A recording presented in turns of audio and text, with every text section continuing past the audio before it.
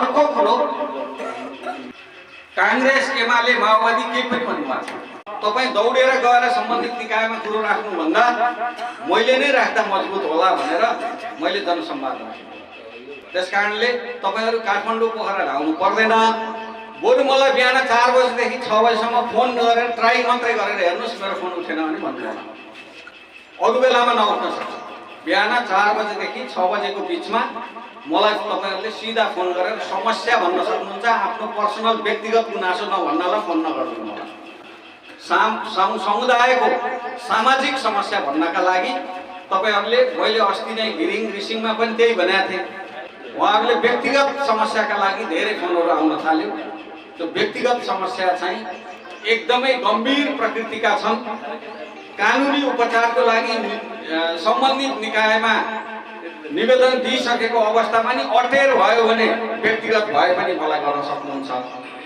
अटेरी गरेको कहीँ पाइयो भने त्यसो भएको हुनाले मैले समाजमा भएका सामाजिक विशेष गरी अझ मेरो क्षेत्र भनेको पूर्वाधार विकास र ऊर्जा जलस्रोतका क्षेत्रका विषय छन् भने यहाँहरूले एकदमै फोन सिधा मलाई गरेर जानकारी गराउनु होला। अब यही व्यास र 5 लाई सम्बोधन गर्नुपर्दाखेरि मैले विशेष गरी यो पथेनीदेखि सिसाघाटसम्मको सडकलाई कालोपत्रे गर्ने गरी पहिलो प्राथमिकतामा राखेर मैले सिफारिस गरेको छु। पुराना जुन अल्पत्र परेका छन्, पुराना जुन सुरु गरेर सम्पन्न गर्न नसकेका छन्, जसको बजेट अभावले गर्दाखेरि त्यो रोकिएका छन्, त्यसलाई पहिलो प्राथमिकता दिने संघको भनेको नयाँ सरकार आयो अब नयाँ हामीले भनेका ठाउँमा योजनाहरू लान्छौँ भन्ने होइन।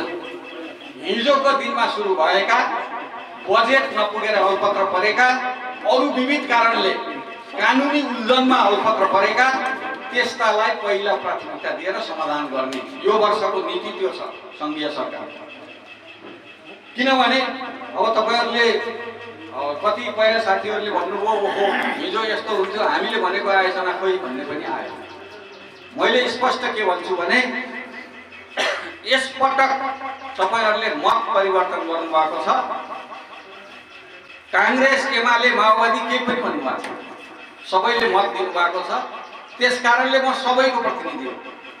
मत दिएकै आधारमा पनि म सबैको प्रतिनिधि हो। मैले मेरो प्रमुख भूमिका भनेको यी समस्याहरू जुन सरकारको जुन तहको सरकारको क्षेत्राधिकार भित्र पर्छ त्यहाँ म इमानदारीताका साथ पुर्याउँछु। मेरो लेटर